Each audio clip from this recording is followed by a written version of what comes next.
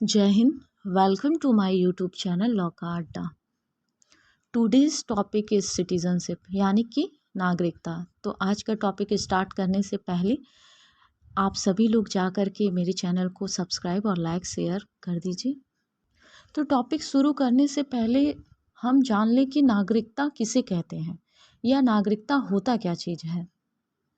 तो हमारे किसी भी देश में तीन तरह के लोग रहते हैं। फर्स्ट है पर्सन यानी कि साधारण पर्सन, जो आर्टिकल 14 ऑल पर्सन को मिला है। देन सेकंड है सिटीजन, पर राइट अगेंस्ट डिस्क्रिमिनेशन, जो आर्टिकल 15 सिर्फ इंडियन सिटीजन्स को ही मिला है। फिर थर्ड पर आ जाते हैं जो माइनॉरिटी है, जो अल्पसंख्यक, जो इस आर्टिकल 29 में दिया गया है और यह स्पेसिफिक राइट है। तो अब आ जाते हैं कि नागरिकता किसे कहते हैं। तो नागरिकता एक विशेष प्रकार का अधिकार होता है जो देश में अपने यहाँ रहने वाले लोगों को एक सर्टिफिकेट के रूप में देता है, जैसे कि वोटर आईडी कार्ड। और नागरिकता का सबसे पहली बार वर्णन अरस्तु ने किया था। देन अब the law in India are governed by the constitution of India. Citizenship article 5 to 11 deal with the citizenship of India. The draft regarding the citizenship was created and destroyed multiple times before incorporating the final draft in the constitution. As part second, it was amended over 100 times. यानी कि इसका मतलब यह हुआ कि भारत में जो कानून है वह भारतीय संविधान के द्वारा नियंत्रित किया जाता है, और जो नागरिकता है जिसे अनुच्छेद 5 से 11 में दिया गया है वह भारत के नागरिकता से संबंधित है। नागरिकता के प्रारूप को कई बार तैयार करके उसे नष्ट भी कर दिया गया था। आखिरी प्रारूप को संविधान में भाग सेकंड के रूप में शामिल करने से पहले उसमें 100 से अधिक बार संशोधन भी किया गया था। अब है the problem of citizenship was as follows, यानी अब नागरिकता की जो समस्याएं थी वह किस प्रकार से थी उसके बारे में कुछ पॉइंट्स दिए गए हैं। The people who were born and living in the territory enclosed in Pakistan and migrated to India were to be provided India citizenship. And the people who migrated to Pakistan but were born in India were to be excluded and debarred from India citizenship.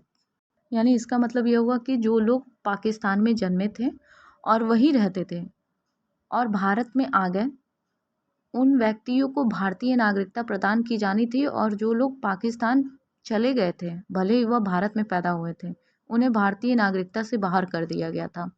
Then अब कह रहा है कि people who migrated to Pakistan in 1947 but returned back to live in the India territory permanently had to be provided citizenship. यानी कि जो लोग 1947 में पाकिस्तान चले गए थे लेकिन भारत में स्थायी रूप से जब वापस रहने के लिए वापस लौट कर आए तो उन्हें नागरिकता क्या की गई, प्रदान की जाने लगी, यानी उन्हें नागरिकता दे दी गई थी। फिर कह रहा है कि people who were living abroad but were born in India had to be provided with India citizenship. यानी कि यह कह रहा है कि और जो लोग विदेश में रहते थे लेकिन उनका क्या है कि जन्म जो है वो भारत में हुआ था। अब आ जाते हैं article 5 citizenship during the commencement of the constitution. यानी कि अनुच्छेद 5 यह कहता है कि संविधान के प्रारंभ के दौरान उन प्रत्येक व्यक्तियों से है, मतलब प्रारंभ के दौरान उस सब प्रत्येक व्यक्तियों से है जिसका भारत के राज्यों के अधिवास थे या भारत के राज्यों में वह निवास करते थे। तो सबसे पहले समझेंगे कि प्रारंभ कब हुआ था। तो संविधान का प्रारंभ 26 जनवरी 1950 को, इसी दिन से ही संविधान को क्या किया गया था कि पूरे देश में लागू हो गया था। अब बात आएगी कि लागू तो हो गया था तो हम किसे कहेंगे कि भारत के तुम नागरिक हो, या उस समय बहुत से तो अंग्रेज भी भारत में आए थे और एनी बेसेंट भी उस वक्त भारत में ही थी। तो इन लोगों को क्या आप नागरिक बोल देंगे, और कौन कौन नागरिक है और कौन नागरिक नहीं है, इसी में भारत का विभाजन हो गया था। इसके लिए ही अनुच्छेद 5 में 3 कंडीशन को रख दिया गया था और कहा गया था कि इन 3 कंडीशन में से कोई भी एक अगर आप पालन कर देते हैं तो आपको भारत का नागरिक कह दिया जाएगा। यानी कि अगर आप इन तीनों कंडीशन में से कोई भी एक कंडीशन को फुलफिल कर देते हैं तो आपको भारत का नागरिक माना जाएगा।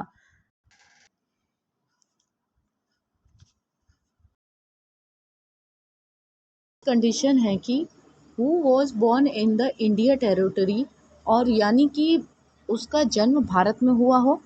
और सेकंड है either of whose parents was born is the India territory. इसका मतलब ये हुआ कि उनके माता पिता में से कोई एक भारत के क्षेत्रों में पैदा हुआ हो।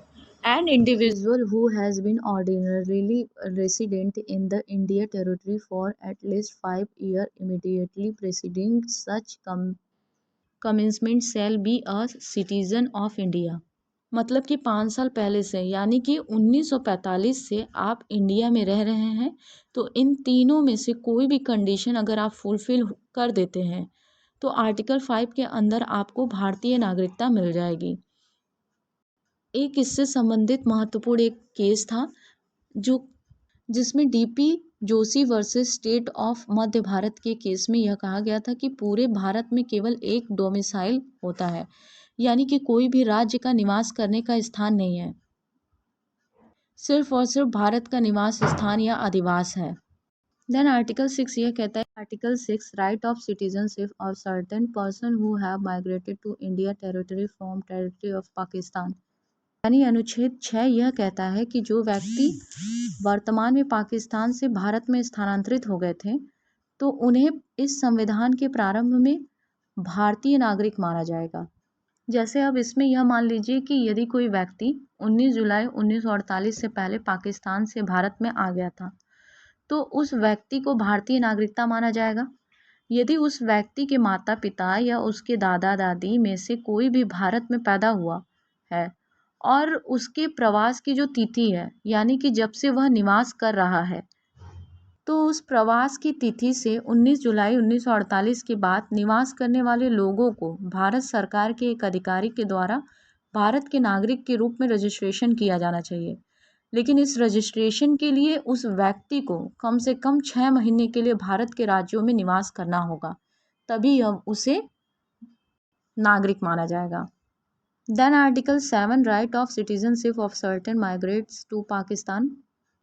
मतलब कि पाकिस्तान में कुछ प्रवासियों को नागरिकता के अधिकार दिए गए हैं, यानी कि अनुच्छेद 5 और 6 में किसी भी बात के बावजूद जो लोग यदि 1 मार्च 1947 के बाद यदि भारत से पाकिस्तान में चले गए थे तो उन्हें भारत का नागरिक नहीं माना जाएगा।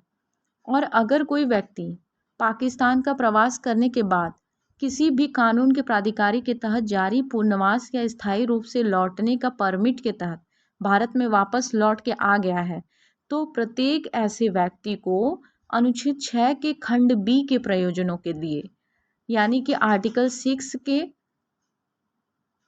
बी में यह प्रयोजन किया गया है कि 19 जुलाई 1948 के बाद भारत के क्षेत्र में निवासी माना जाएगा। आर्टिकल 8 में ये दिया गया है कि right of citizenship of certain person of India origin residing outside India. यानी कि मान लेते हैं कि भारत के बाहर रहने वाले भारतीय मूल के कुछ व्यक्तियों के नागरिकता के अधिकार को 8वें अनुच्छेद में लिखा गया है कि यदि कोई व्यक्ति या जिसके माता पिता या दादा दादी में से कोई एक भारत में पैदा हुआ था और वह भारत के बाहर किसी भी देश में सामान्य रूप से रह रहा है तो उसे भारत का नागरिक माना जाएगा यदि उसने संविधान के प्रारंभ होने से पहले या बाद में किए गए आवेदन पर भारत के नागरिक के रूप में रजिस्ट्रेशन करवाया है तो। Then article 9 person voluntarily acquiring citizenship of a foreign state not to be citizens, यानी कि स्वेच्छा से किसी भी विदेशी राज्य की नागरिकता प्राप्त करने वाले व्यक्ति को भारत की नागरिकता नहीं होगी। देन आर्टिकल 10 यह कहता है कि continuous of the rights of citizenship, यानी इसका मतलब यह हुआ कि इसमें यह कहा गया कि प्रत्येक व्यक्ति को जो इस भाग के पहले के प्रावधानों में से किसी में भी भारत का नागरिक है या माना जाता है तो उसे संसद द्वारा बनाए गए किसी भी कानून के प्रावधानों के तहत अभी भी एक नागरिक माना जाएगा। देन आर्टिकल 11 यह बोलता है कि parliament to regulate the right of citizenship by law, यानी इसका मतलब यह हुआ कि संसद कानून द्वारा नागरिकता के अधिकारों को विनियमित या नियंत्रित करेगी। ऐसा कोई भी अधिकार नहीं है जो नागरिकता के अधिग्रहण और समाप्ति और उससे संबंधित किसी भी अन्य मामलों के प्रावधानों को करने वाली संसद की शक्ति को छीन नहीं सकती है।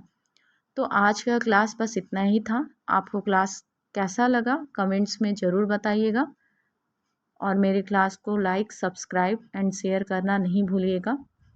तो चलिए बाय, टेक केयर।